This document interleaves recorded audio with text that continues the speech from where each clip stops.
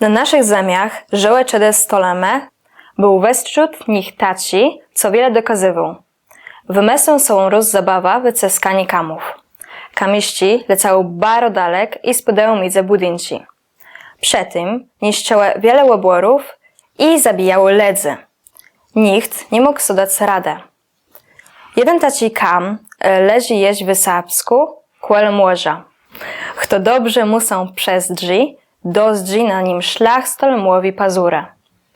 W większym placu Serbska nalezemy kam, na którym są szpurę po pazurach stolema, co to chcą są na niego wspiąć.